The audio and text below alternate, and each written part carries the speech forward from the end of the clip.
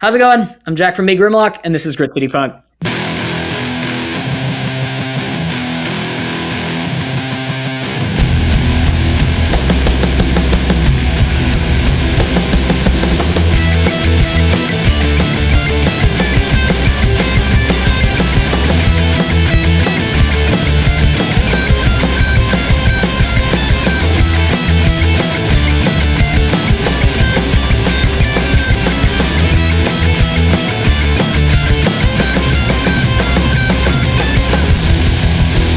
Jiggle Down Productions.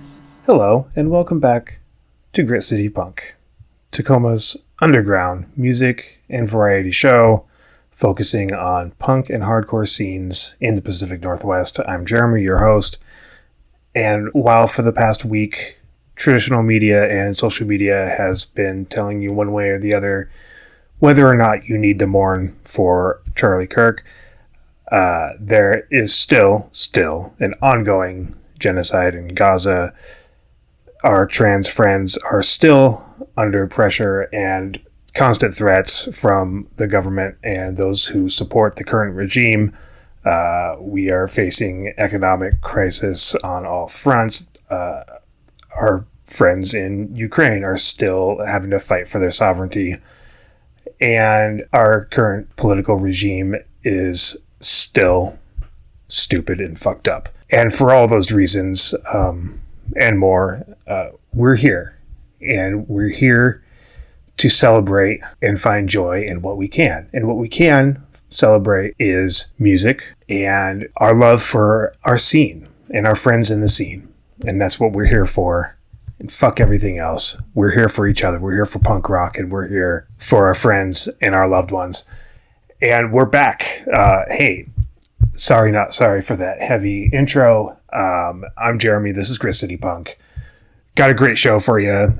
Jack from Me Grimlock. I interviewed him. It's a long one, but trust me, it's great. He also does a YouTube channel. Hopefully you're familiar with it. If not, you should be. It's called The Punk Historian.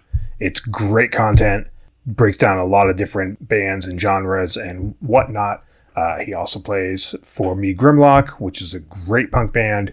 If you don't know him, get to know him.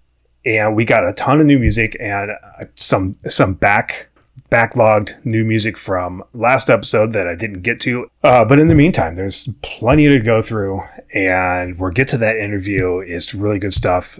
But also, there was a show at Real Art on Friday, the 12th. It was presented by Whiplash Booking, and it was Sunbathe or Die with support from Hyperviolet and Flood Theory, and myself, under the name Jiggles. That's my music name. I've told you that before. It was a great show. I opened, played an acoustic set, mostly originals. It was a lot of fun. Flood Theory fucking killed it. Hyperviolet, great as always. I love seeing how they're evolving. And Sunbathe or Die, just absolutely amazing band to see live. They're about to head out on tour. When they come back, you gotta see them. Definitely a great band to see live. Great show. I'll have videos posted soon from all the sets. And thanks to everybody who showed up for that. But in the meantime, we've got new music to get to. And one more thing before we do. I don't mourn fascists. Fuck them.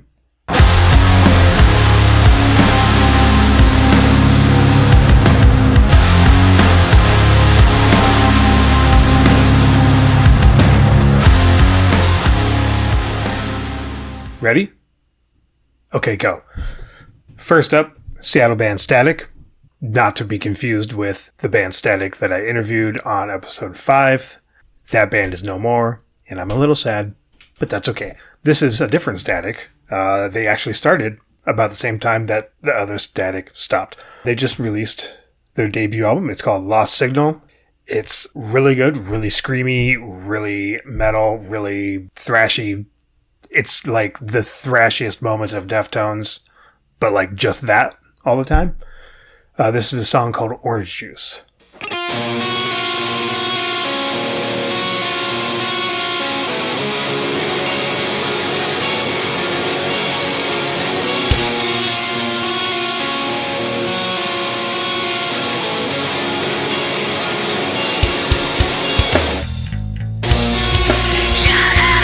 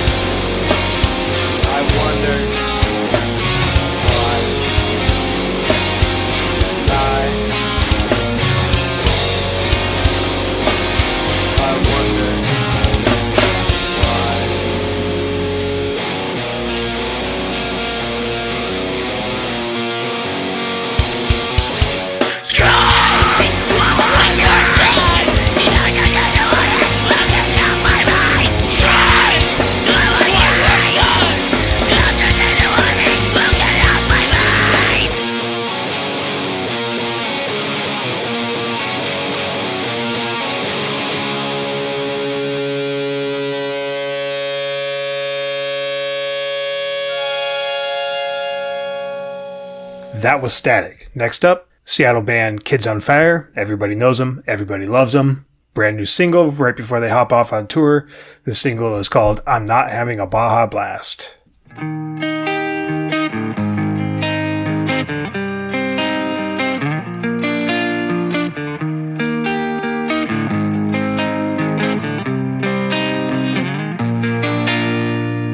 I'm having a panic attack again. I'm on the floor, I'm pretty sure I'm fucking dying. The last text broke my will to go on.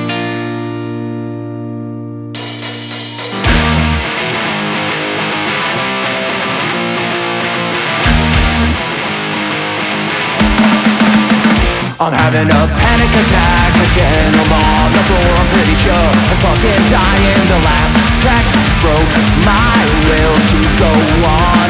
What's next? Let me guess. Another classic hit from my old pal Anxiety. I don't know where I've gone wrong, 'cause where I come from, we don't die and we don't ever give up. And this one goes out to the homies, the ones in the losers club. And real strength is looking in the mirror and trying to love yourself. You gotta give 'em. You gotta give 'em. You gotta give 'em hell.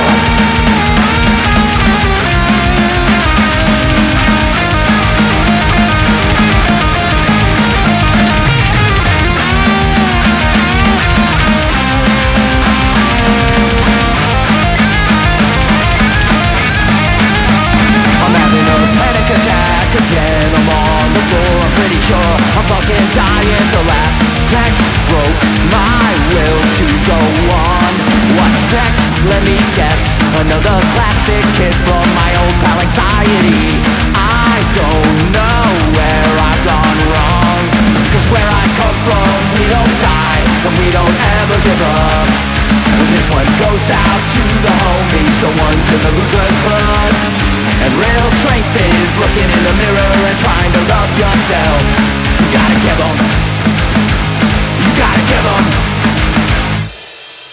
It's a summer night and the air is clear and the stars are shining, and we wonder why we're here, and we sit in the grass and we hope for the best, and we're lost in this moment, lost in this moment. It's a summer night and the air is clear and the stars are shining, and we wonder why we're here, and we sit in the grass and we hope for the best, and we're lost in this moment, lost in this moment.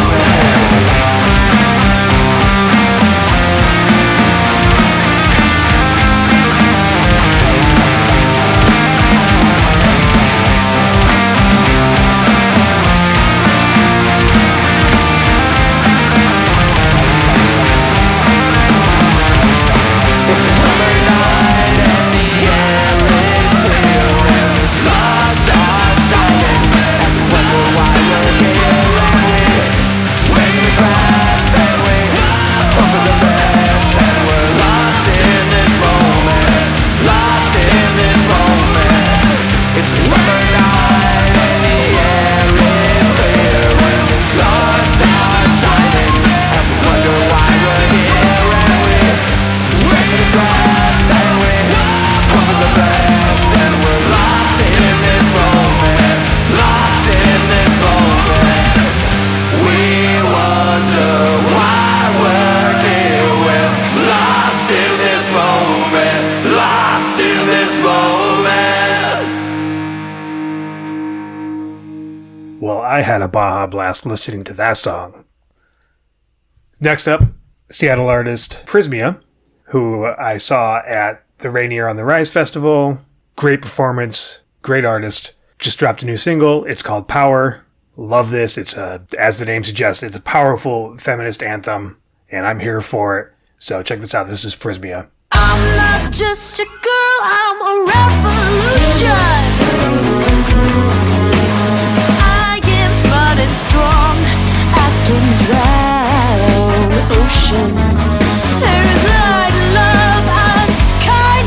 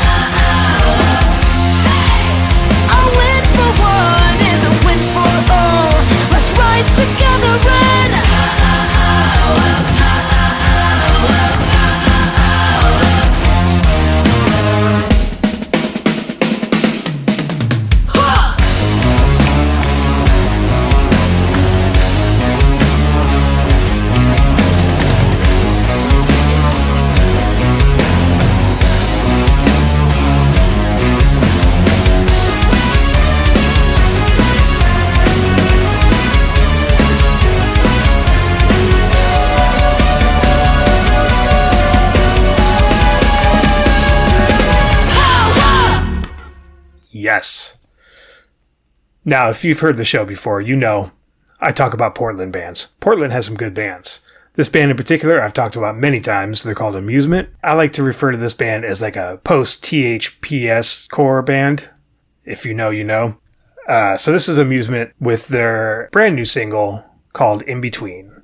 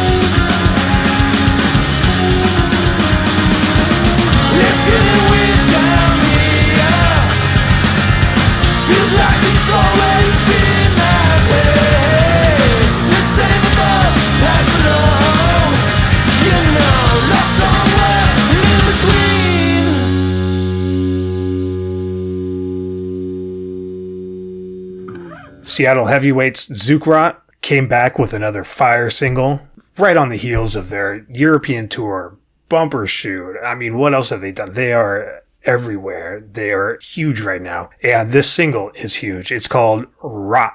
And it's going to punch you in the face. It's just that good.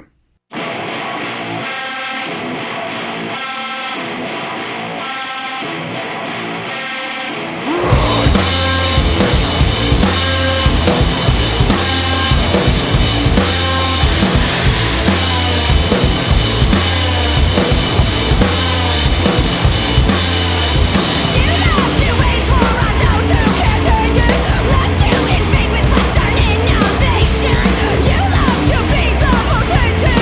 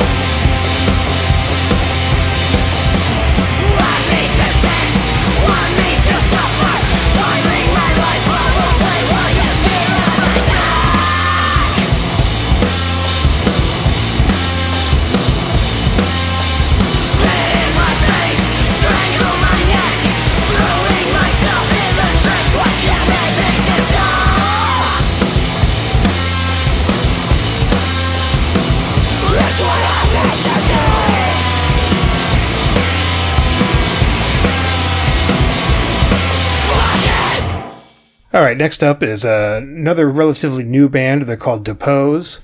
They just dropped their very first single. It's called Can We Start Again? I feel like they're just starting for the first time, but you can absolutely start again. This is a great song. Check it out.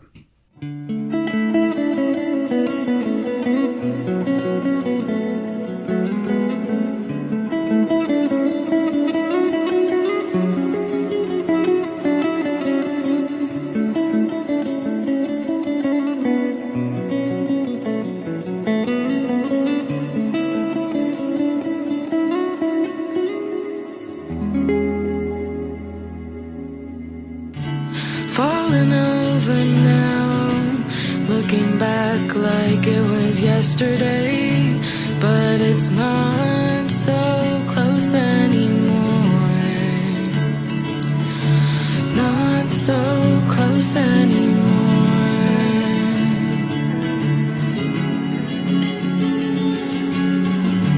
Facing towards the sun, clouds in my mind.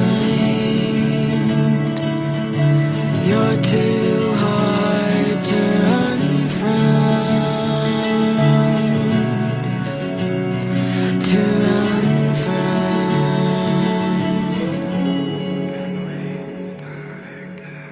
Can we start again?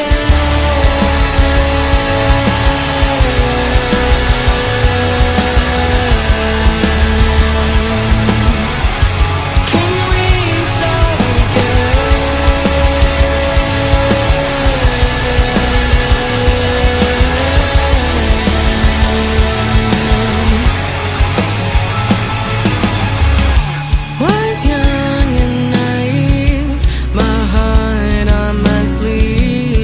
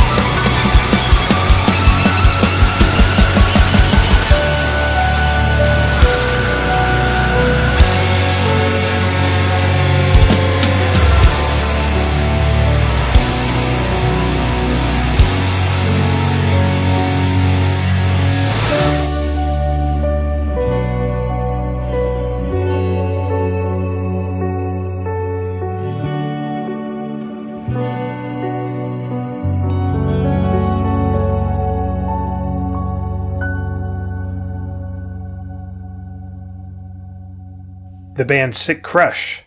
We talked about them last episode. Dropped their first single. They dropped 2 singles on basically the same day. They both came up on Apple Music the same day. One's called Hallow Eve. The other one's called Ideal. Both great songs. I like where this is going. I'm going to play Ideal for you right now. Check it out.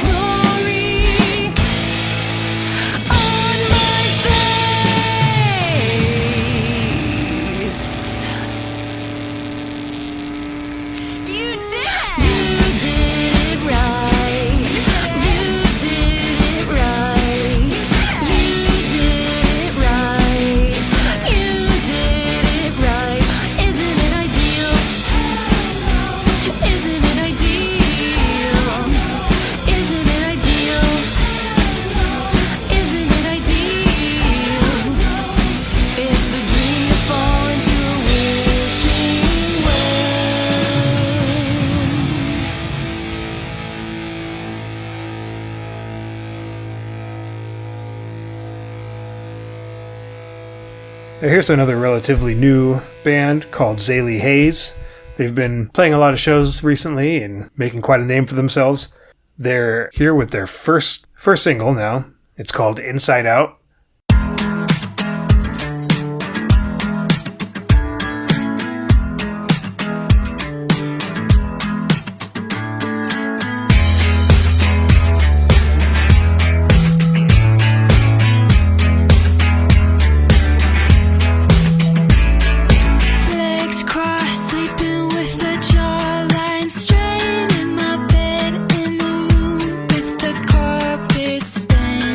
Hostage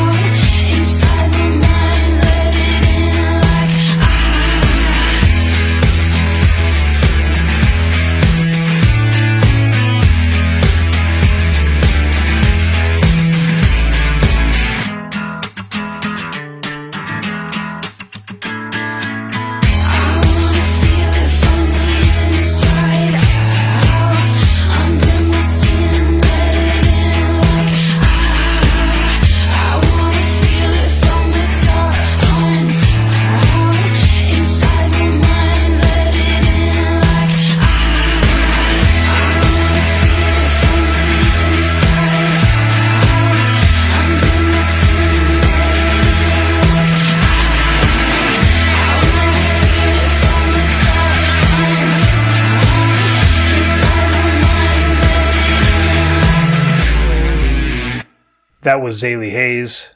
Keep your ears and eyes open for that one because I really like the sound that they've got there. I like the direction they're going. I'm interested to see more. Finally, we've got Fan Club with a brand new EP that had a single drop a few weeks back. EP's out now. It's called Stimulation. And I'm going to go ahead and play the first track, the title track, called Stimulation. This is Fan Club.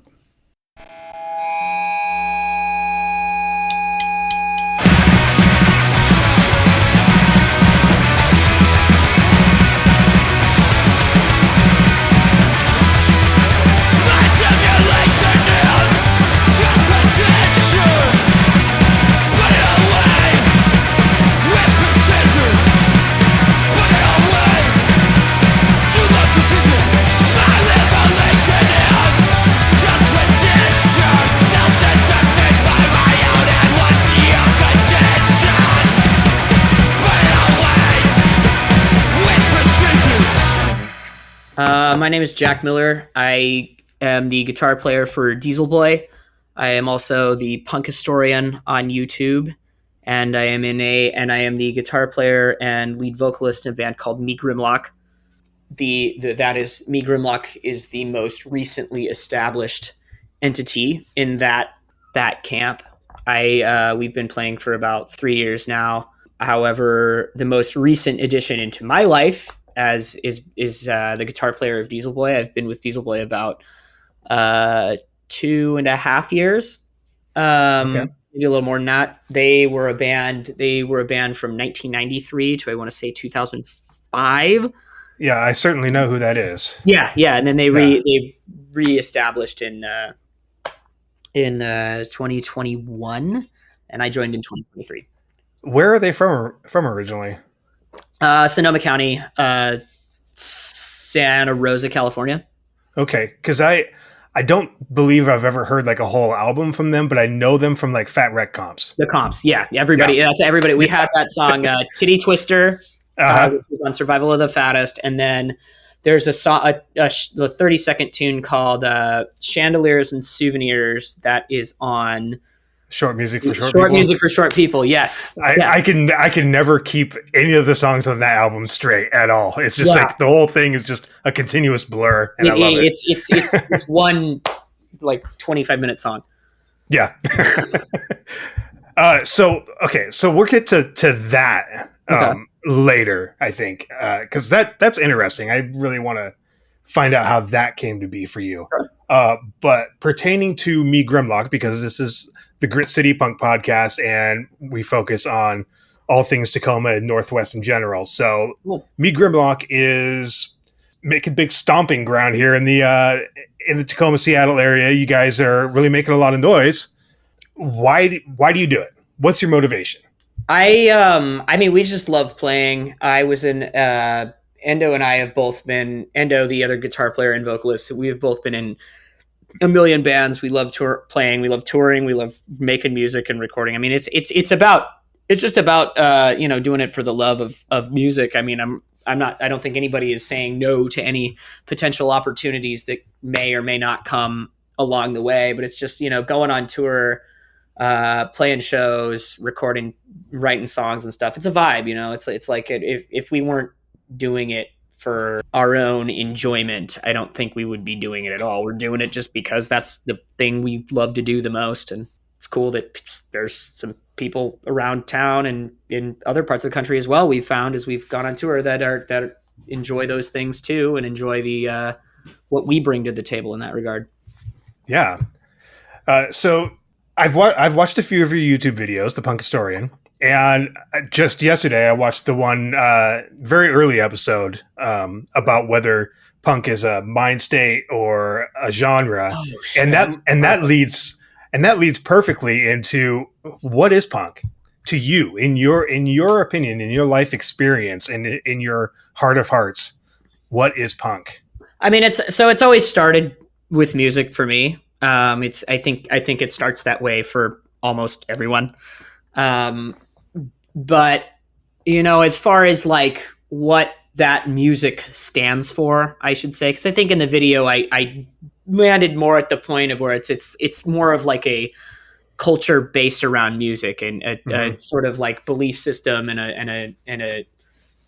a way of living kind of built around music. It's music culture at the end of the day. And I would say other scenes like metal or emo have a very similar culture built around the music. But punk specifically, to me, it's always been about like being the best person you can, being a supportive, keeping yourself grounded. You know, there's no rock stars in punk rock. No one's better than anybody else. I mean, some people might be doing more things and getting a little more recognition for it, but that doesn't give them any reason to like stomp on the little guy.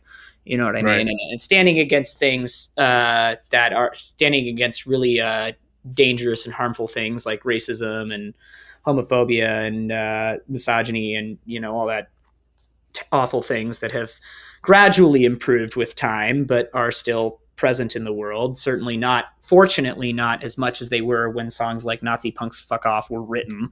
Right. But you know what I mean? Is hardcore and punk the same thing, or is it not? I would venture to say that they're two branches of a very, very similar tree as far as culture. Hardcore was punk when it first started. I mean, I have a hard time not thinking. I think a band like Black Flag or Minor Threat or the Circle Jerks or Bad Brains, those bands are just as much punk as, you know, a band like Crass or the Dead Kennedys, you know, from the same era, which would have been thought of as punk or hardcore. When it comes to some of the newer stuff, I think it's derived from the same starting point, which in that sense, it definitely gets a pass as punk. And you see with the modern hardcore and the modern punk audience, there tends to be a lot of crossover still between the audience there. Musically speaking, I would definitely say it has grown into its own musical family, which is a really interesting one. And there's definitely a lot of music in that musical tree I enjoy a great deal. And I feel like I'm still safe to talk about on the Punk Historian. It's, you know, it's derived from the same place. It is still derived from punk at the end of the day. Yeah. Yeah, I definitely agree. I think a lot of modern hardcore doesn't sound very punk. A lot of it sounds a lot more metal. Yeah. But I think the difference between just kind of the mindset and the approach to music and kind of just the culture in general of hardcore is always going to be closer associated to punk than metal. Absolutely. Yeah. Absolutely. Because I mean, I think especially the culture around hardcore, it's rooted in the same sort of core values that punk was rooted in. You talk about that. I mean, you could argue it's like, well, what is the state of mind of hardcore? It's almost, I would say it's almost identical to the state of mind of punk rock. You're going to see people are going to get the same sort of backlash for saying the same dumb shit that they would. I mean, Finn McKenty is kind of a perfect example of that. Yeah. Were you a music student at any point? I was briefly. Okay. I studied songwriting and musical composition for a year in St. Paul, Minnesota, at a school called McNally Smith College of Music. They ended up closing their doors I was there 2015 to 2016. They closed their doors in 2017, but okay. I was only there a year, so luckily I didn't get fucked out of a bunch of payments, but a lot of people did, and that's very unfortunate. And a lot of people lost their jobs, which is also extremely unfortunate. But I learned a lot. It was interesting. I learned a lot about the. I had started writing songs. I wrote songs as a teenager. I was in a band and stuff, and I wrote a lot of music, and I wrote music for myself too. But you learn about the inner workings of what it means to write a song and the music theory, of course, but not even necessarily music theory, just kind of the process of defining the writing process. I would say that's the most important part of writing music, is defining your writing process. And that's what makes you the most functional as a songwriter. Absolutely. So are you from Minnesota? Are you from here? Where are you from? I'm born and raised in Seattle. I moved to Minnesota briefly, but yeah. And like everybody that leaves Seattle always comes back. Yeah. Exactly.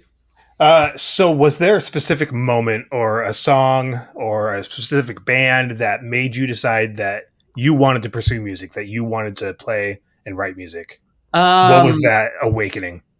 I mean, this is a pretty tried and true answer, but I think that that band was definitely Green Day for me.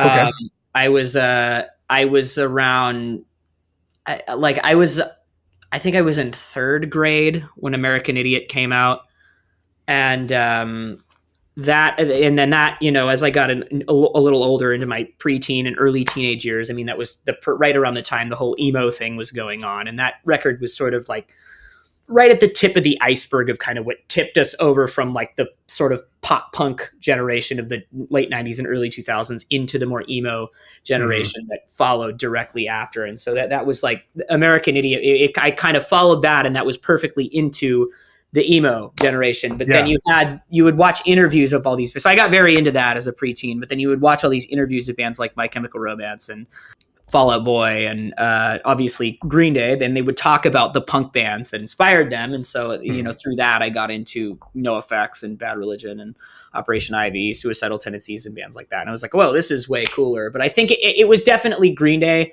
and My Chemical Romance. Those were like the first bands that were like, whoa. And then it was like, that sort of opened my eyes. It's like, well, like I would see what those guys were doing, and they were,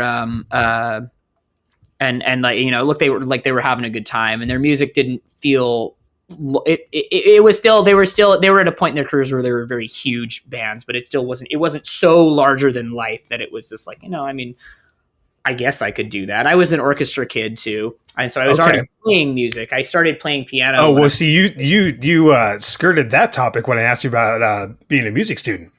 Yeah. Oh, yeah. You were a dork. All right. Yeah. No, I was in orchestra. I was in orchestra all through middle school and high school. I was the percussionist in high school, and I would play the stand-up bass in middle school. I still, to this day, kick myself for not keeping up with the stand-up bass. I would have been in a psychobilly band by now. Hell yeah. So Green Day, coincidentally, very foundational for me as well. Although it was the other apex of their career. Okay. Yeah. For me, and I was like in middle school when Dookie came out, so it was like that same kind of thing. And that it's kind of hard for me to remember the exact timeline then, but definitely like NoFX and Rancid and Bad Religion were all like, and Green Day were all like in this soup around me, like all at the same time. 100%. And but yeah, Green Day was definitely a gateway and an easy access point. And also really, really easy to learn those songs. Yes, that was a huge thing. Huge thing with Green Day, because it was like, and My Chem, and then later it was like, and then Blink-182 was a little bit later, and then like NoFX and Rancid and Op Ivy. It was like I could play these songs. You know, I was just a bass player at the time, but it's just like I can play these songs, and I feel it's like I could. I felt like it was something I could do. You know, you get all these like overly complicated bands that like. Throughout history of what people call classic rock, you know, long guitar solos and shit like that. And it's just like, that's great. But it's like, I wasn't doing that because I was just learning how to play at the time. So it was perfect. Right. When I first started learning how to play guitar, it was, the Sabbath, the Zeppelin, that kind of stuff. That's what I wanted to learn, because that's what I was listening to. And I was like, that is guitar, right? Right. And just very shortly into my learning of guitar is when I discovered Nirvana. And then, you know, punk was right on the heels of that. And Ramones and everything. And I was like, oh, okay, this is way easier. I'm going to work on this. Totally. And Nirvana I always forget about them. That was a big band for me in that time period too, first discovering punk rock.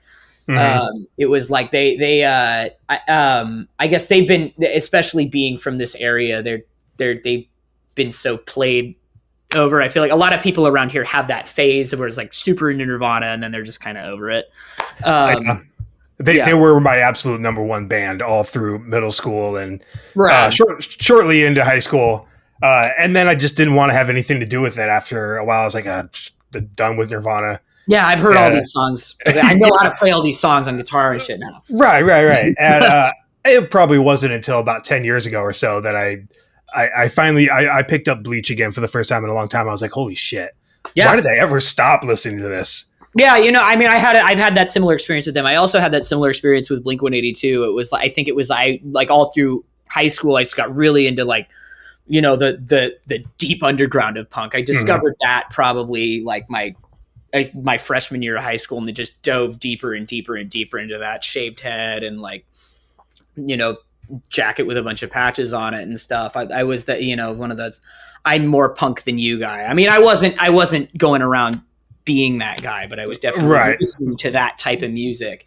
Yeah. And it was like, I think it was my senior year of high school when I was just like, I you know, you start to lose that sensation of like needing to prove something. I guess at that point, a lot of people do at that point in their life. They start to lose that sensation and realize, if you're lucky, you lose it then. Yeah. I went through that phase. It's like, I guess nobody really gives a shit. And so I revisiting Enema of the State for the first time, and I was like, holy fuck, why did I stop listening to this? This is such a vibe, you know? Yeah. At some point, you just lose all shame in your musical taste, and you just say, "Fuck it, I like what I like," and just what it is. A good song is a good song. That's right. Mm-hmm. So, how did Me Grimlock come together? I was in a band called Zest.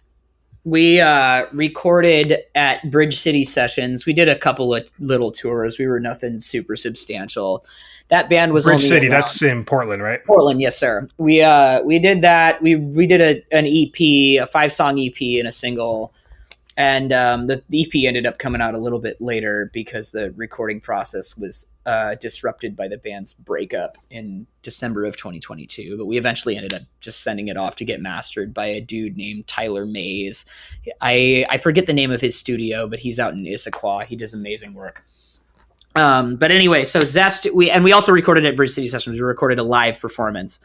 And I had this Ibanez guitar with a shitload of stickers on it that I played in our, in the video. And Zest was like a very 90s throwback, like No Effects, Lagwagon Worship, straight to the point, like Fat Records punk band.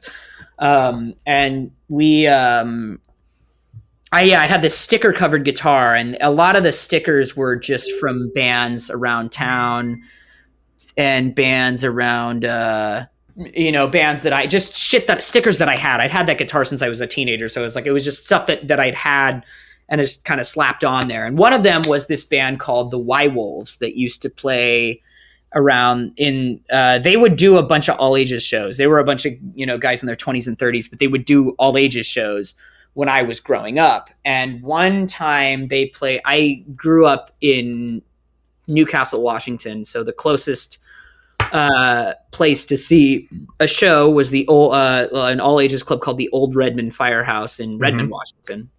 And the Y Wolves played there one night. There was with this band called Poor Sport.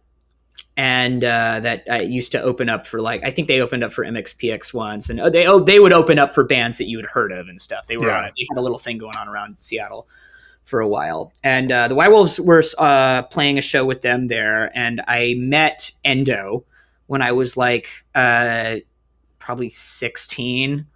And I don't know, he was somewhere in his late 20s or early 30s, and he didn't remember that interaction. And quite frankly, I don't really remember the interaction all that well. I just remember buying the sticker and the shirt and then listening to the CD. And I was like, yeah, that was a band I liked. I'll stick that on the guitar.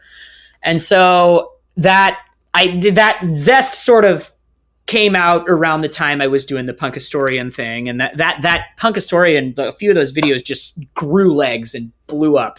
And so Endo found my videos on YouTube, and he found out I was in that band Zest, and he reached out to me on Instagram just because he wanted to know where I got the Y Wolf sticker.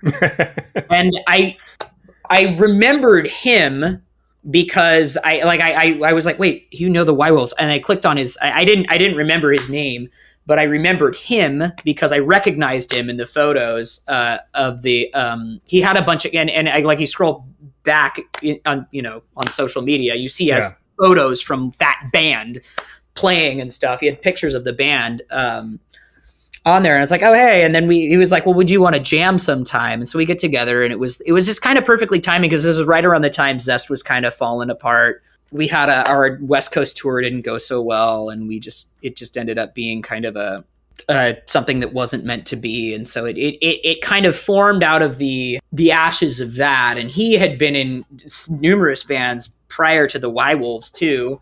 He was in a band called Third for like, I want to say 7 years before the Y Wolves started, and they did 2 full-length albums. So he had a ton of backlog of songs, and I had a ton of backlog songs of pre-Zest and songs that I had written for Zest that were now all fair game. Both of us, there was like nothing, no limits. And so we just kind of, it came about out of that. He messaged me on Instagram. We started jamming, and then we just put out a Craigslist ad for a drummer, and Pete answered that. And it was amazing how long he stuck with us, our recently departed drummer, because that recently gone on to pursue his own thing. But I should say, but it was amazing how long he stuck with us. Like I said, he couldn't do the punk gallop beat when he first joined the band, and he just drilled at it and grind at it. And he really turned himself into a phenomenal drummer. And but yeah, he just answered a Craigslist ad that we had put out. I think we just put in a bunch of the bands we liked. It was like Strung Out was on there. I'm pretty sure NoFX was on there, Neck Deep, Rancid, and then like I think we put Slayer and Protest the Hero in there too, and A Day to Remember, and I don't know, RKL and Suicidal Tendencies were probably in there too. And he was like, I don't know, this sounds cool. And then we kind of incubated as a band for a long time while Pete was training as a drummer, and we were kind of figuring out the direction of the band. We incubated for about, I want to say 6 months before we played our first show. We had my friend Clay Kruger was our original bass player, and he came into the picture about 2 months before we started doing shows. We played our first show it was like right at the beginning of the summer 2023. I think it was like the end of May or beginning of June 2023. We played at the Belltown Yacht Club in Belltown with Kids on Fire and earlier incarnation of MFD. They were originally called Middle Finger Drive. Right. And I was the original singer in that band. I was in a band with prior to Zest called Sellout Club, and so we had the connections through them. And I knew the Kids on Fire guys through Zest too. So it just ended up working out. And then it's kind of been every year we've just been progressively getting busier and busier and doing more fun stuff. Hell yeah! So what has been a favorite experience so far with Me Grimlock? The Midwest tours have been an absolute vibe. We've made especially the first one. So Pete received an award. It was for art at his high school. They do like at graduates. They do. There's some kind of award thing that they do. They give out awards for folks who have done some cool stuff with their lives post high school, and he has done a lot, and he got an award for his just really amazing resume with his artwork and his work on because he worked on video games, he's worked on movies, and he has a lot of really legit credentials in that world. And so he had to be there to receive his award anyway. And then Endo and I were like we've been on tour before. I was like, what if we book a tour around this? Let's all go out there and we can go to your award ceremony. And we ended up doing that. And it was in theory, it was kind of a sketchy tour. It was booked in a couple of months, maybe a month and a half. And I was like bugging people. I'm like DMing people on Facebook that I had no mutual friends with. And somebody told me, yeah, hit up this guy. And I hit up that guy, and I hit up that guy, and that band, and it was the furthest away from home I had played at the time, besides the Diesel Boy tours. But the furthest away I had booked my own band at the time, and we played in Chicago. That was my first time playing in Chicago. I'd always wanted to play there. We met our friends in B Plot, who we would do the second Midwest run with. We played in South Bend, Indiana, at this really cool like art space they have there called Lang Lab that does all ages shows, and we just the South Bend is kind of it's a small town, so it can be kind of hit or miss. But we hit it on an on night. Our friends in the Distractions, they hadn't played at home in probably a couple of months. So they had a bunch of people they brought out, and there was a band called Cicada that used to play around there. They were kind of a hardcore band, and they brought a few people out there. And I think again, it was like, it seemed like there hadn't been a lot of local shows in town in a while. So we just kind of struck gold there. In Chicago, we got hooked up with this band called Ramsey and the Loafers that were like a sort of a 90s third wave ska kind of vibe. The guitar player had been in a band called Penny and the Loafers like 20 years prior that had, built up quite a following around Chicago. So we had a great turnout in Chicago.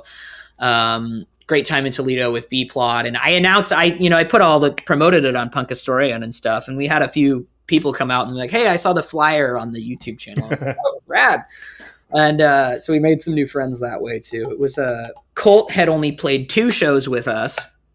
On top of that, we did a show up in Everett with our friends in Potbelly, and then we did a single release show. And in the midst of that crazy booking process, Endo mixed our first single. And so it was one of those moments where everything was totally hanging by a thread, but we kept our heads level through the whole, the sketchy booking process and the super rushed production. And we ended up with a really, really great product at the end of the day. It was a great first tour.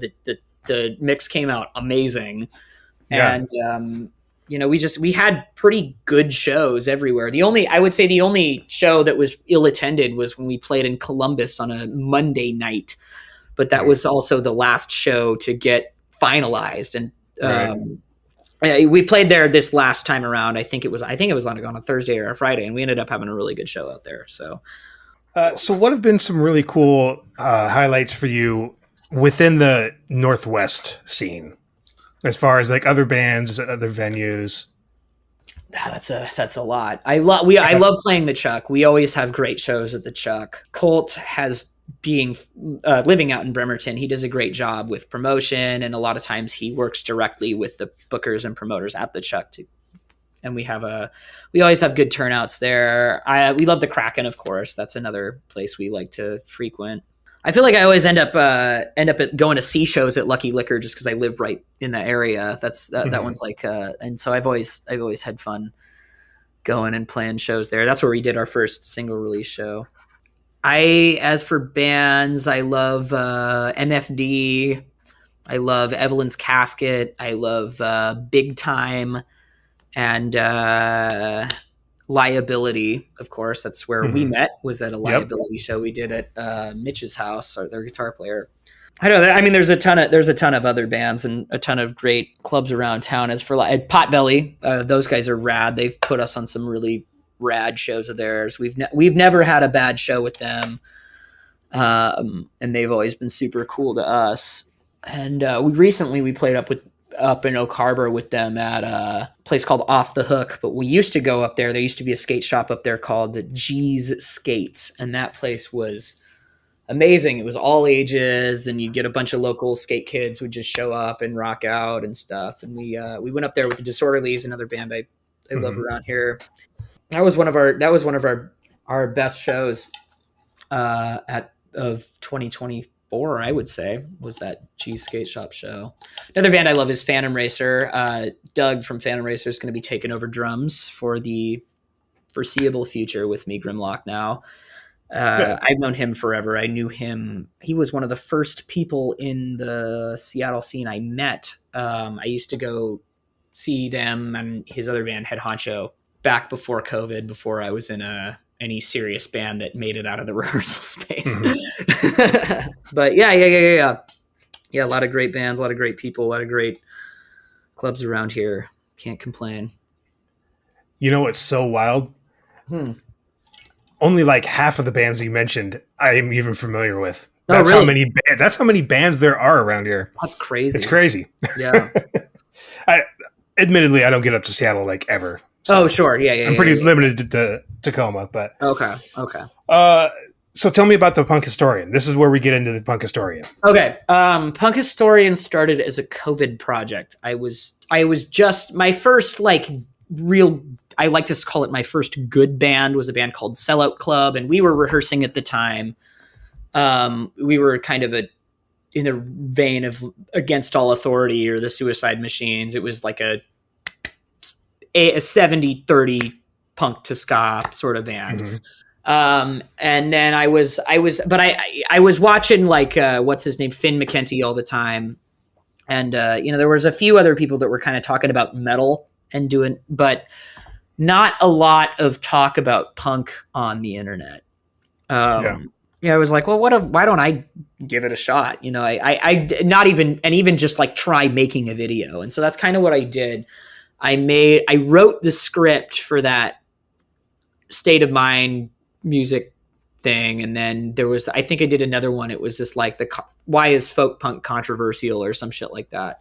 And then I wrote the scripts for those and did like kind of a rough cut of both of those. And then I was like, well, I showed it to some people and they were like, oh, you should upload that. You should put that online. And I was like, cool. And so I wanted to make something that was a little more of an interesting topic to me. So I did that old school pop punk video, bands like Screeching Weasel and the Nobodies. And then the sort of second wave of those bands in the late 2000s and 2010s, like Off With Their Heads and Dear Landlord and all that. And those were like all my favorite bands through like probably like my junior and senior year of high school. So I did a video on that, and that ended up being the first video I actually filmed and properly recorded with an actual microphone. And I put that online, and it got a pretty good response from mostly people I know, but there was a few strangers that subscribed, and then the other ones were two after that came together pretty fast because I already had them written. And then I kind of got into this groove because there was no shows going on. It wasn't a whole lot going on. I got into this groove of just like writing a video, editing the video, filming the video, editing the video, and then just kind of getting that done in a week or so because it was just nothing else to do. But what else are you doing? Yeah. Stuff started to open up, and it was like, I started doing it kind of once a month, but with that, I was able to, I left less things out. I was able to put more substance into the videos, and they started growing into, rather than just like me talking about a band or a subgenre of punk rock for 10 minutes, it was more like a mini documentary on that subject, or at least as best as I could manage. And I think, was it January of 2022? I did that video on suicidal tendencies. And then the first month it was up, I think I was around 1,000 subscribers at this point. My videos were averaging somewhere between 5,000 to 2,500 views, or 500 to 2,500 views, excuse me. And then that thing just clicked, and the algorithm got a hold of it, and like, then it was 5,000 views, 10,000 views, 20,000 views, 50,000 views. And next thing you know, it was over 100,000 views, and I had 10,000 subscribers. Damn. And I didn't expect it to happen that fast, but it was cool. And, I kind of got on that, kept up with that process of making a video every month or so, which was a lot easier to manage when I was still in school and only in one band. But I've something with Punk Historian that I've always wanted to maintain was quality over quantity. So in order to keep the same level of quality with my content, I've just kind of taken on slower uploads and maybe focusing in more on smaller topics like one album rather than a whole band's career. Or lately I've been doing a lot of shorts too, the new bands, obscure bands and stuff like that. It's just an easy way to like give people something every week, because now I'm on kind of a bi-monthly upload schedule. But I would say that opened the most doors for me. That's definitely what got people paying attention to any band I was in. I'm sure that had something to do with why the Diesel Boy guys responded to my audition tape that I sent in. It's definitely helped me platform my own music in ways that I think a lot of bands have not been able to. So I'm very lucky to be in that position. And what's wild is I actually came across your YouTube channel like a year ago. Oh, okay. And I think I watched like 1 or 2 videos, and I was like, "Oh, this is cool." I subscribed, and I was like, "Yeah, I'll get back to this." But Yeah. I'm terrible at YouTube. I Oh, never sure. watch YouTube because No, you know okay. you got to keep your phone open, and Yeah. I'm at work, I'm running around. It's like, I'll get to it eventually. I never get to it. Some of my friends that live in like other parts of the country have seen your videos. Yeah. Yeah, and I'm just like, and then when I met you at the liability show, I was just like, oh shit, you're the guy that does the punk history thing. Holy fuck. That's awesome. That's wild. I had no idea that you were even local. I mean, at that point I had only seen a couple of videos, and it was way earlier, but still absolutely wild. That's awesome. Yeah, no, that happens all the time. Actually, a lot of people, well, a lot of I think what's most common is that like people, I meet people and they don't realize I do the punk historian videos because I don't really talk the way I talk in a YouTube video. Right. You know, I'm not reading from a script in conversation, so it kind of makes sense. Right. But with the liability guys, that was I really liked that band. The first time I saw them, I was like absolutely blown away. Yeah, and same. So they were doing a show at Lucky Liquor, and I don't exactly know how I ended up there. I think it was just a night I went out to see a show, or somebody else I know must have been playing, but they absolutely tore it the fuck up. And then I went up and started talking to those guys. I think I bought a shirt, and then David, the drummer, messages me the next day, and he was like, "Oh wait, you're that dude from Punk Historian." And I was like, yeah. Thanks for checking the videos out, dude. Yeah. I had a similar almost encounter with David at that house show at Mitch's house. Okay. He was like, "Dude, Grit City Punk, I want to talk to you, but I gotta go." So then he left, and I didn't see him the rest of the night. Oh shit! Yeah. And then the next time I saw him, he gave me this big hug, and he's like, "Dude, I need to talk to you." I'm like, "Okay," and then like we just got separated. Sure. Yeah. Okay, so here's a fun thing. What are your favorite bands? Okay, my favorite band. So my favorite band is a horror punk band called Murderland. They were somewhat short-lived. I think they were around like 8 years, something like that. They did 2 albums and a long EP, and they had it was a sort of concoction of like sort of mid-career era NoFX, Alkaline Trio, the Misfits, Screeching Weasel, and like early Metallica. That's a nasty gumbo. Yeah. And it's so okay. Where are they from, and what years were they active? In California, and they were a band from I think 2005 to like 2017. So maybe a little more than 10 years. Okay. They did a long EP called Lights Out, an album called Partner in Crime, and an album called Splitsville.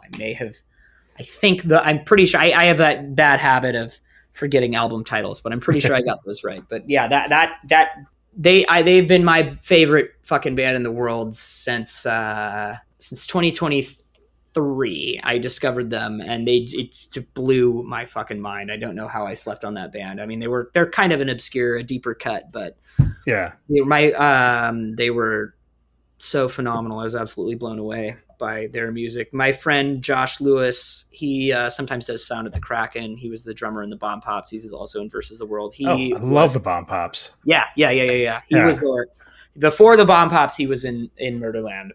Okay. And along with that, but they're obviously not my only. That's definitely my top band. They're not my only favorite band. I'm also a huge RKL fan. I was a huge RKL fan. I've been a huge RKL fan since I think I was like 14 years old.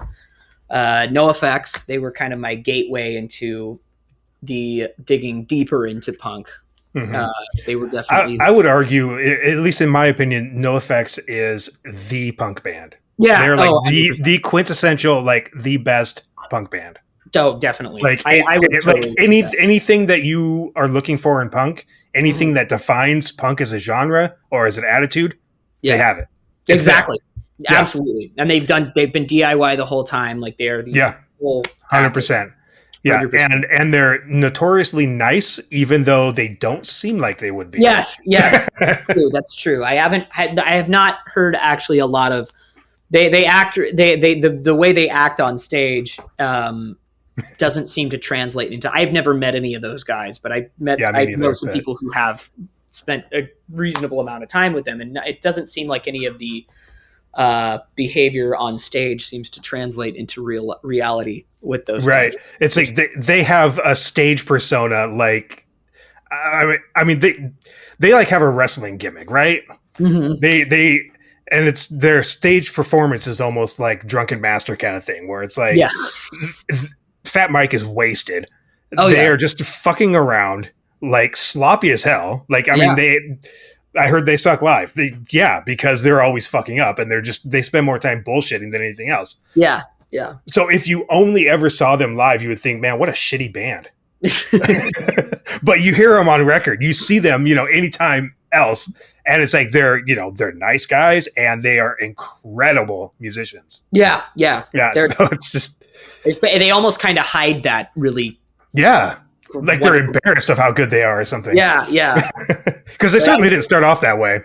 Yeah, no, that's very true. That's very true. The early NoFX stuff was definitely a little rougher around the edges. It's a lot rougher around the edges. Yeah. It took some coddling from Mr. Brett to whip them into shape.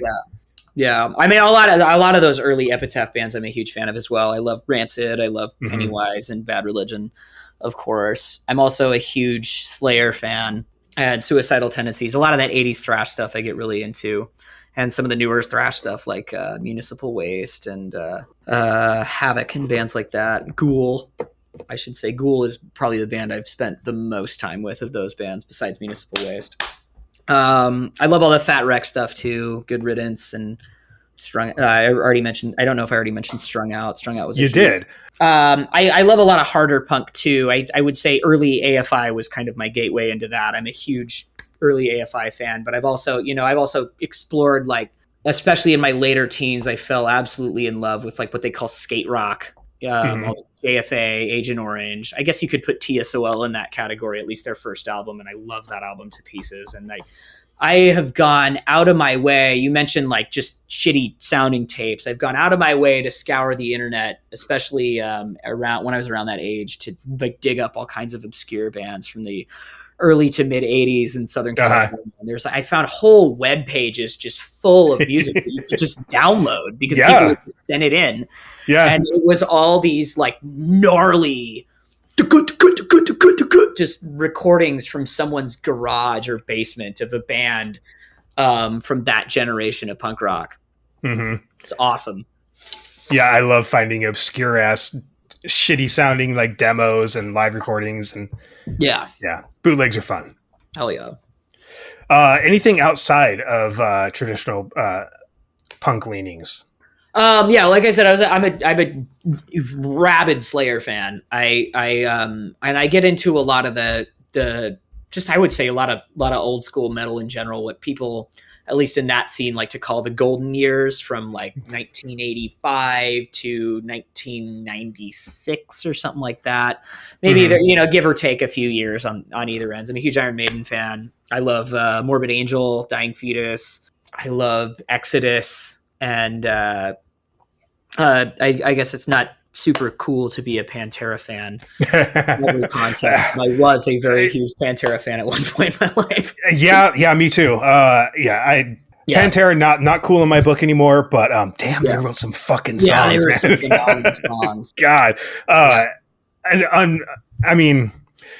was able to detach myself from the Pantera enough. I'm like, okay, I really don't need that in my life anymore. I'm fine. It's cool. Yeah. I'm having a hard time disassociating myself from Down though, because I love Down. Okay. Yeah, the Down records were good too. Yeah, that first one, man, that was like the soundtrack of my life from like 96 to like, I don't know, 2000. Rad. Just and in more recent years, it lived in my car like 24/7. Oh wow. So yeah. I can't quite part with that. Sure. I have to. It's kind of a hard swallow when I listen to it sometimes, because it's like, I know this guy's an asshole. Yeah, fuck. But fuck. Yeah. That was a hard record for me to let go of too. Yeah, I'm a huge Death fan too. I recently finished my collection of all of the Death LPs. Not original pressing, but I that's a band I discovered a little bit later on. As far as death metal goes, I kind of went backwards from like Exhumed and then Dying Fetus and then back to like Morbid Angel and all the earache stuff, and then really discovered death. Everybody kept telling me you have to get into death, dude, but I don't think I had heard the tune that really sold me on them. For me, it was Symbolic, but yeah, that was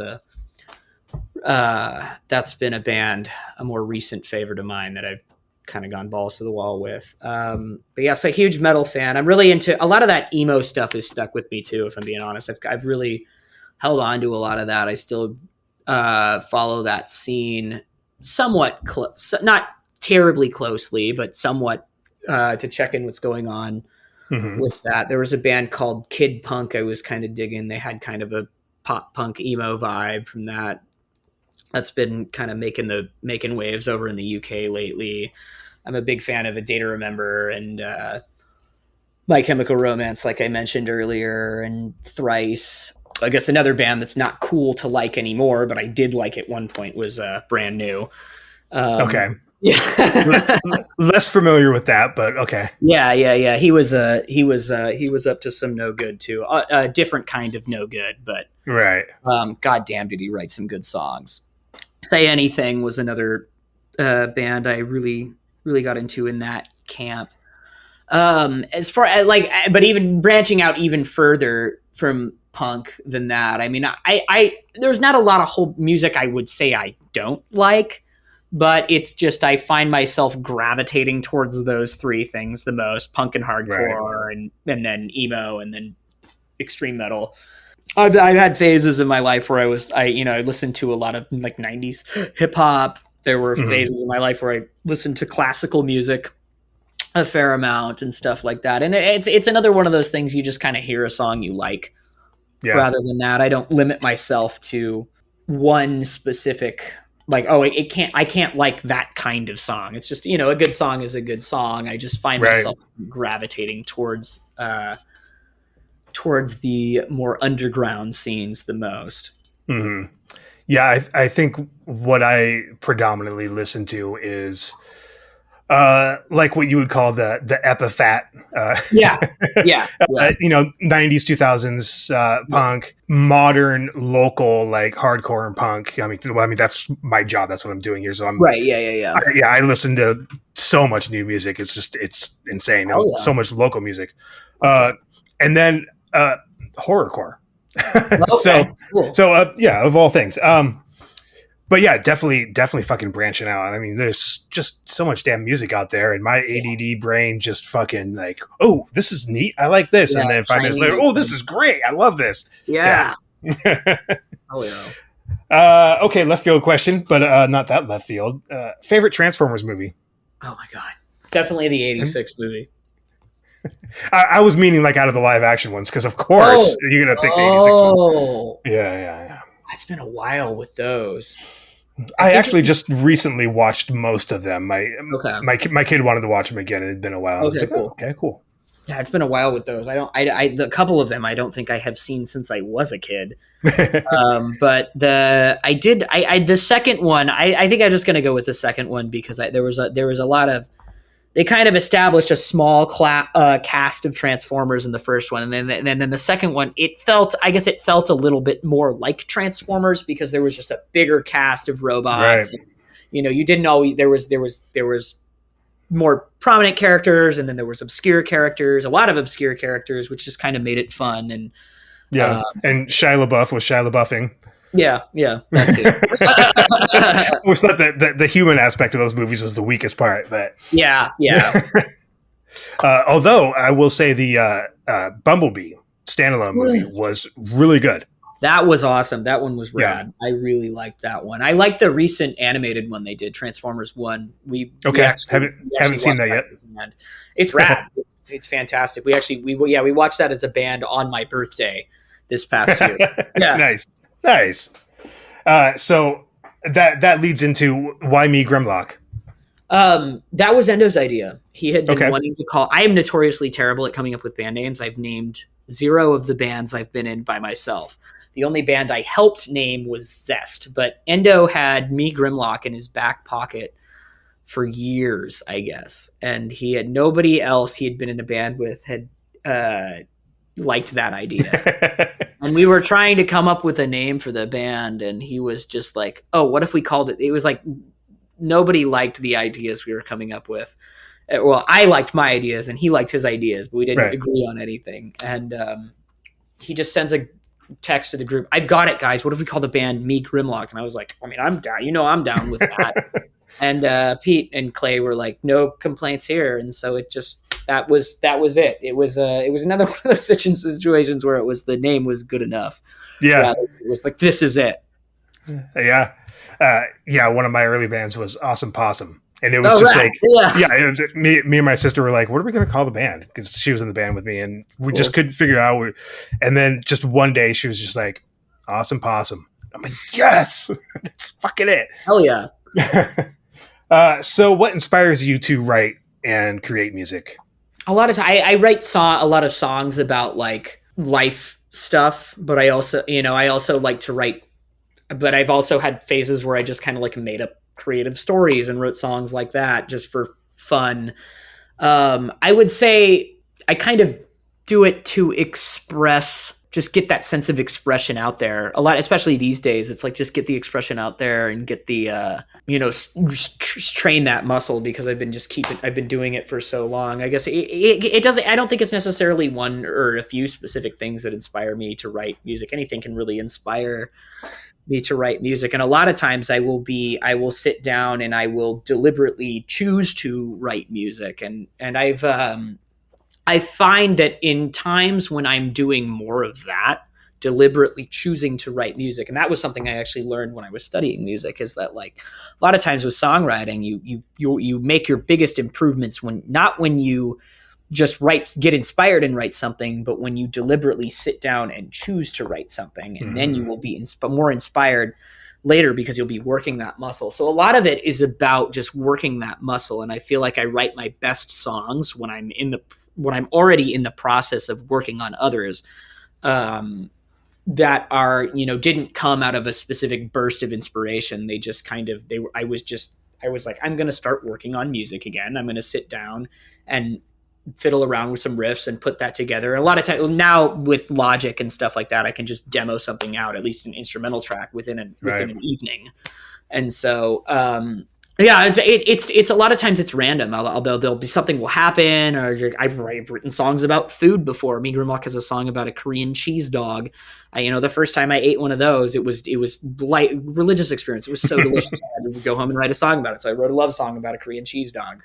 Like I said, it can be anything, but a lot of times I think I'm most inspired when I am already actively writing music. Yeah, that makes sense. That sort of burst of inspiration, like it'll happen. Like I said, it happens a lot more often the more you do that. And that's what they teach you to do in like songwriting and composition classes, is like, no, sit down and deliberately develop a process and write. And kind of, and that's starting with a concept thing. Like a lot of times that's how I write my lyrics. I'll get the instrumental demoed out, and then I'll decide, okay, this is what I'm going to write lyrics about. And I'll maybe I'll start with a chorus. Maybe it'll be like verse to end, but first verse to the end. But but a lot of times what I find myself is like kind of starts as a skeleton, and then things start to fill themselves out. It's very much that sort of working that sort of muscle within that process of developing music is crucial, I think, for writing the best music you possibly can. Yeah. Yeah. And I definitely find the more I think about it, like, when I'm at work or, driving or whatever, the more I'm actively thinking about songs, like songwriting or making music, the more ideas come to my head. Absolutely. Okay, so we talked a lot about genres. You talk a lot about genres. What genre is Me Grimlock? I guess I think we've always thought of ourselves as like at least somewhere in the vein of skate punk, maybe the more modern skate punk band, like similar to like a Wilhelm Scream or I guess what Propaganda's doing now. I would say that's probably where we fit in the closest. I don't think we certainly didn't start the band with any intention of sticking to one sound. I feel like a lot of bands do that, and then they kind of limit themselves on their potential with that. What we wanted to do was we were just like, we'll just write whatever we want. And so we definitely have some more poppier songs. We have some heavier songs than what you think of as skate punk, but it's all sort of derived from that, what you call the epiphat, the 90s and 2000s Yeah. sort of skate punk vibe, but maybe with a little bit more of a modern twist on it. Some of the more, I guess not quite contemporaries, but I guess they're still contemporaries within that scene. But the bands I'm thinking of were, maybe from about 10 years ago now, Right. like Wilhelm and Propagandis were stuff from back then. I could see that. The fast drums, technical guitar riffs, melodic singing. Yep. That all checks. Check the boxes. So besides music, what else are you passionate about? Is there any room left for anything besides music? Yeah, I try to get out on my skateboard a few times a week. I work in the coffee industry. I work for a coffee roaster. Kind of been like a warehouse hand for the last couple of years, hoping to learn how to roast eventually and build kind of a future in that world. So I'm becoming very passionate about coffee as well, and skateboarding. I'm passionate about coffee too. Mostly drinking it. Oh yeah. No, I mean, that's a part of it. That's a part of it. That comes first. Yeah. That's those. I would say those are my two. That and just like fitness in general. I like to get my steps in, my weights in, and stuff like that. I like to revisit a lot of I'm really into horror movies. I love scary movies. I don't get around to watching that as much as I used to, but a lot of times I'll have like some kind of scary YouTube thing going on in the background while I'm like driving to work and stuff like that, just like a podcast or something like that. So I'm really into that. And then, the sort of nerd nostalgia world of like Transformers and stuff like that. I've always kept a casual fan level of attention to. I go snowboarding in the winter times. Like David, it's funny, we met at a liability show. David's my snowboard buddy. We go up to Snoqualmie a lot.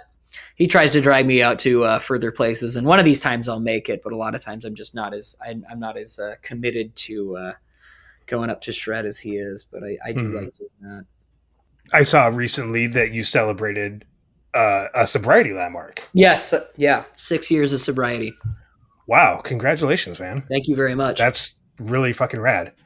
Do you care to share? Yeah, I started smoking weed and stuff when I was like probably 16, just kind of, and then I just kind of kept doing it more and more and more. And then, alcohol came into the picture, and then I got really into kratom for a while, which is something they invented to help people get off of opiates. But a lot of my experience, it's been something that people have either gotten into opiates with, or have swapped the addiction of opiates for another whiff to kratom.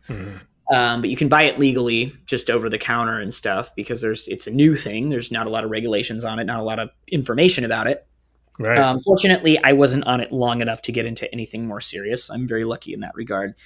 But I would use that very recklessly, and I would drink very recklessly. And when I was about 22 years old, I was like, I fucking had it. I'm miserable. I hate my life, and I'm surrounded by awful people. And the people that I do love and care about that are still in my life, I'm pushing them further and further every year. And as I dig my heels in deeper with this, and I'm just gonna stop. And I had a couple of slip ups along the way, and it was really fucking hard. I mean, it was like years. It felt like years of lost time I was trying to make up for because I made all of zero good decisions between the years of 18 and 22. But I'm all the more better for it, and I'm all the more grateful to have made that decision, especially today. Recently celebrated 6 years. Yeah, that's fucking amazing, man. I love that. Yeah, sober club, man. Hell yeah! How long? Since 2021. Right on. That's amazing. Yeah, it was basically just it was just beer for me, and it was like it was casual. It was like so casual. It was just like, oh, I'm off work now, better drink. Yeah. No, it's the weekend. I better drink. Yeah, and I just it got to a point where I just didn't like it anymore. I didn't like the person that I was looking like I was, like, I don't know. I felt like shit, and I felt like, like my kids are getting older, and like, how can I, look at them straight in the face and say, hey, make sure you make good decisions, glug, glug, glug, like, Right. Yeah. come on, fucking Yeah. hypocrite. And so I guess I'm just stubborn enough, but I just decided one day I'm not going to do it anymore, and that was it. So Right on. yeah. So, born again straight edge is what I'm claiming. Yeah, I guess I could be that too. Hell yeah. Hell Hell yeah. yeah. With our powers combined, man. So what's next? What's next for you? What's next for Me Grimlock? We're about to announce a tour. We have our first show with Doug is going to be up in Vancouver, BC. That's been on the books for a little while now. We're about to announce a tour, and then we've got a few local shows that we'll be announcing very soon. Like I recently announced, we on our social media, Pete, our drummer of 3 years, he recently left to pursue building his own video game, and we fully support that. He's a phenomenal digital artist, very accomplished in that field, and we want to see him excel. So Doug from Head Honcho and Phantom Racer was kind enough to step in and just for the, I guess, foreseeable future, we'll see how it goes, fill in on a bunch of shows, and we're super excited to be working with him. And so that's kind of, we're going into the studio. Endo and I are going to record a couple songs. I'm just going to play drums because I have played drums in bands over the years, and I can fill that role for, at least for some 3 tunes in a recording session. So that's our there'll be more info on that coming out soon as well. And I think, sir, do you have anything else you'd like to add? I think that's everything. Thanks for having me, man. This is hell yeah. Thanks for coming on, man. I really appreciate it. Yeah. Anytime. This has been cool. Cool. All right, next week. Thank you, Jack, for being on the show. That was a really fun interview. Go check out Punk Historian. Check out Me Grimlock. Catch them live. Please do. They are so good. And here is a song from Me Grimlock. This one's called The Whale.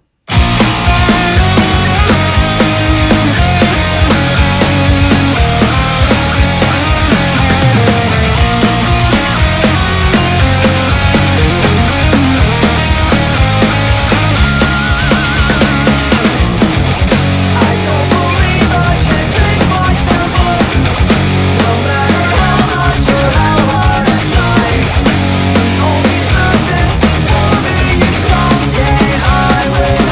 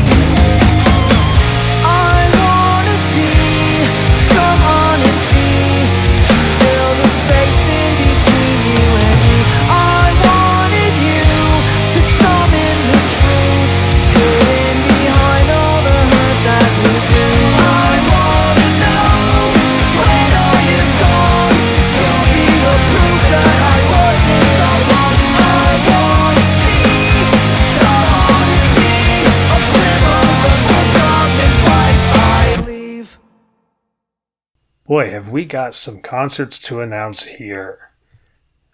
Coming up this week, Thursday, September 18th, at McCoy's in Olympia is Stormboy, Dead Streets, Dead Pets, and Deludo.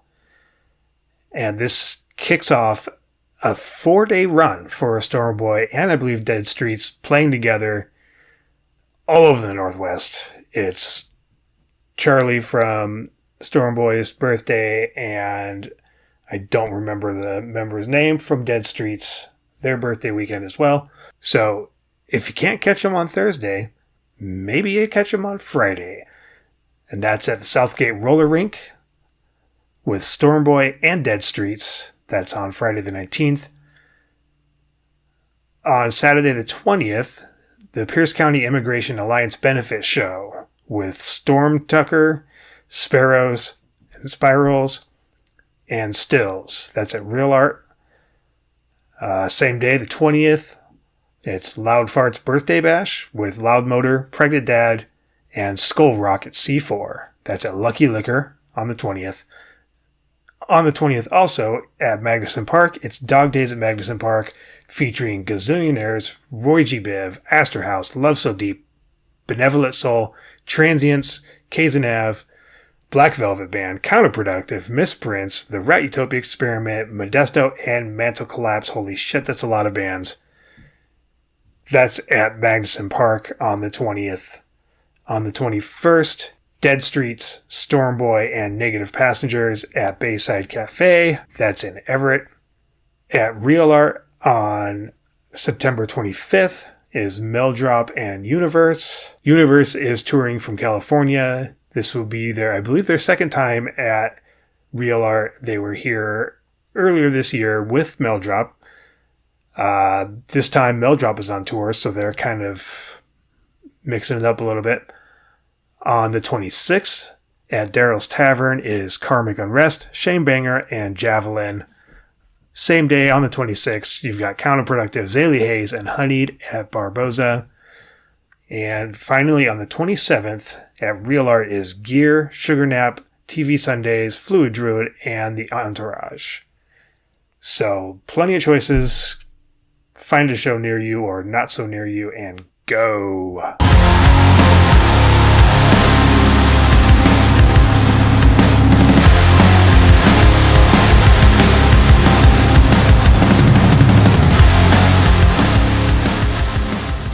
Hi, this is Endo from Me Grimlock, and I've been asked, what does punk mean to me? To me, punk is an attitude, a mindset. It says, I'm going to do whatever I want, and anyone who has a problem with it can go fuck themselves.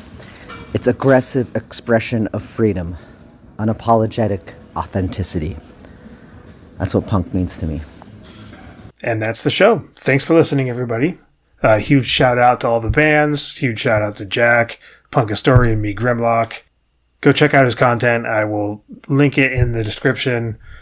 All the bands, their socials, their websites, links, whatever will be in the description. Also, if you hop over to Apple or Spotify, you can find the Grit City Punk playlist. I've revamped that a little bit. So it's basically all the music that I play on the show is on that playlist, and that's just what it is. And it'll just refresh every week with the newer stuff at the top. New videos being dropped on YouTube from previous concerts. You can check those out. I should have Rainier on the Rise wrapped up before the end of the week, so keep an eye out for that. And huge news here. You've probably, hopefully, seen the announcement from Stormboy that they have a brand new single with a video dropping on Thursday, the 18th. Well, I've got a special treat for you, lucky listeners. Their new single, In the Shadows of Fort Reno, although it won't be actually released until Thursday, you can hear it here right now. So, thank you, Chaz and Stormboy, for allowing me the advance on that single. So, without further ado, guys, stay hydrated, be good to each other, support your bands, and check out Stormboy with their brand new single, In the Shadows of Fort Reno. This has been a Jiggle Down Productions production.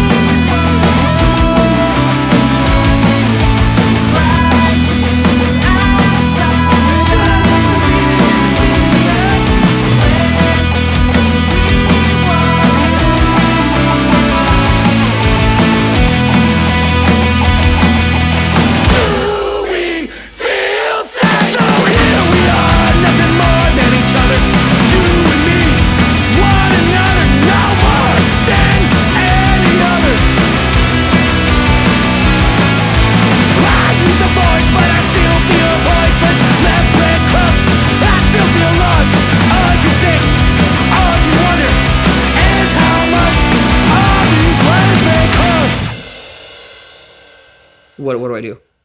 Standard intro is, I'm X from X, and this is Grit City Punk. But do it Okay. however you want. Do Okay. it a few times. Just, Okay.